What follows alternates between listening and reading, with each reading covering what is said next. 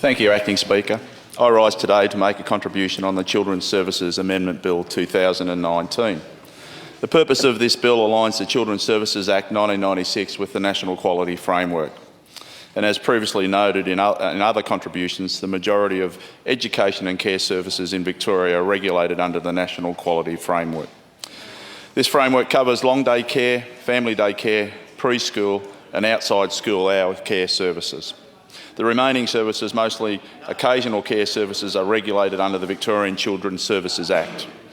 These services are usually short-time care.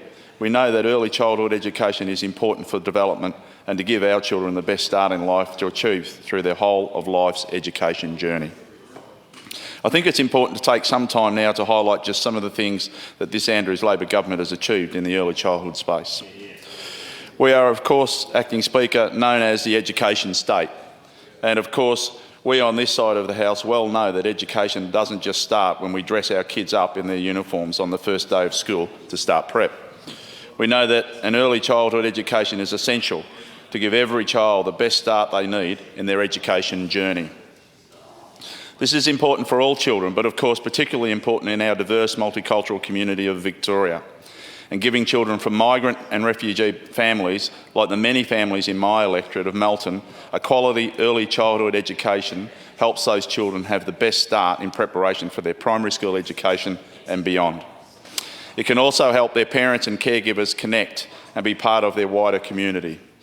Often in a preschool or childcare environment, parents of many cultures interact with others as their children form friendships and connections that cross cultural barriers.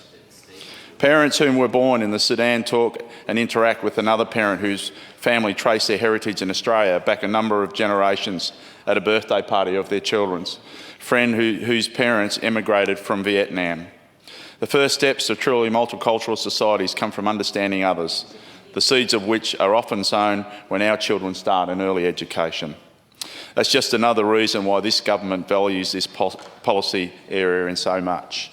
And I should say I was out at the Al Himan school on last Friday to open up an extension of their early childhood centre, which the government contributed over $300,000, and that early childhood centre has grown from 7 kids to 42 kids in a very short period of time, and it was a great pleasure and an honour for me to go and open up that centre last week.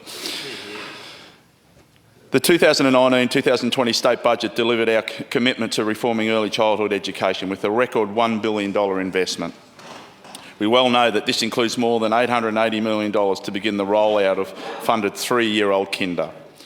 This progressive reform to childhood education will start in 2020 and expand further in 2021 and 2022. By 2029, Victoria will see a full rollout of 5-hour subsidised kinder across this state. This program will see almost 1,000 new and expanded facilities delivered, in the process contributing to creating construction jobs. The huge advantage of this investment is that it isn't located in just one region or area. We will see this investment right across the state, including my electorate of Melton. The budget included $475 million for early childhood infrastructure. Because this government doesn't just deliver quality education when we're known for creating jobs, like the 6,000 new early childhood education jobs that the rollout of the 3-year-old kinder will create. Over the next 4 years, we will see $160 million to deliver school readiness funding for 3- and 4-year-old kinder. This investment will have a lasting impact in communities like my community in the Melton electorate. We on this side deliver education, we deliver infrastructure, we deliver jobs. We don't just talk about jobs and growth, we get on and we actually deliver it. Last November, right across this state, the good people of Victoria saw that we were committed to the things that we need in this state. They didn't just hear us talking about things like education, infrastructure, health and jobs, they saw that we got on and delivered it. The people of Victoria knew we were committed to 3-year-old kinder because when we took that policy to the election, they knew that this government would deliver it. They also knew that they couldn't trust those opposite, because when it comes to investing in early childhood education, they knew that those opposite couldn't and wouldn't deliver it. They knew because of their record last time when they had the privilege of government, 2 of their 4 budgets spent $0 on kinder capital infrastructure. In the last 4 years when they were in government, They only spent $37 million on kinder capital infrastructure in total. Point of order. Mr. Speaker, and I know the member is speaking broadly on the bill, but I think it's about time for him to come back and talk to the bill and not use it as an opportunity to talk about the opposition. I'll just rule on the point of order, This has been on both sides broadly covered, and having listened to a number of members' contributions, every member has contributed in this way, and I will continue to listen to the member for Melton, and I'll ask him to continue. Thank you, Acting Speaker. Okay.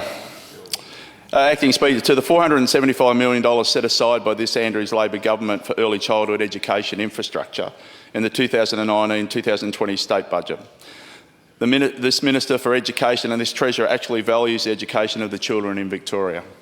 This amendment bill, although not particularly exciting on the face of it, is another commitment that this government values early childhood education in the many forms that it is delivered. Occasional care for children is one form that can provide a really important link to early childhood education for those who don't access more traditional forms of childcare, especially those in rural communities. This legislation gives us an opportunity to make sure that even occasional care for children is giving them a quality start in life by linking them to the National Quality Framework. Simplifying things and cutting red tape is a key point of this bill. This bill will make things easier to understand and avoid confusion for those providing early childhood services here in Victoria. It also helps deliver more consistent services for those accessing early childhood education. Another benefit of this amendment is that better, more consistent and efficient guidelines and powers are provided for regulatory authorities. Great care has been given to make sure no burden or cost to service providers occur. This government has a track record in creating jobs. Ensuring the removal of red tape and removing burdens on businesses is one of the ways that the Andrews Labor government continues to deliver for Victoria. Transitioning to the new licensing system will be made easier for providers, and if for any reason early childcare providers have any difficulty with the proposed system, support from the Department of Education will be available. As previously stated in earlier contributions, this bill will align the current Children's Services licensing in the Act with the Education and Care Services national law. There are a number of areas where this amendment will align with the national law and quality framework, streamlining a number of areas and strengthening other areas like an ability to prohibit individuals from working in children's services if they are at risk of harming children, something that I think we can all agree is a good thing. There is new offences, like as previously mentioned, operating a service without a nominated supervisor. However, many offences such as inadequately supervising children obviously remain the same. On this side of the House, Acting Speaker, we do what it takes to protect children here in Victoria. It may be by strengthening regulations around childcare or by passing legislation like we passed here in this House not long ago to ensure religious institutions protect children under their care. This government does the hard work and makes the tough decisions to get things done. Acting Speaker, I would like to acknowledge the great work that our early childhood educators do in preparing our little ones for their futures, and we cannot thank them enough for their commitment and dedication to our little ones in our communities. Acting Speaker, this government values education. This government values our children, and this government continues to deliver for all Victorians to improve our services, and I commend this bill to the House.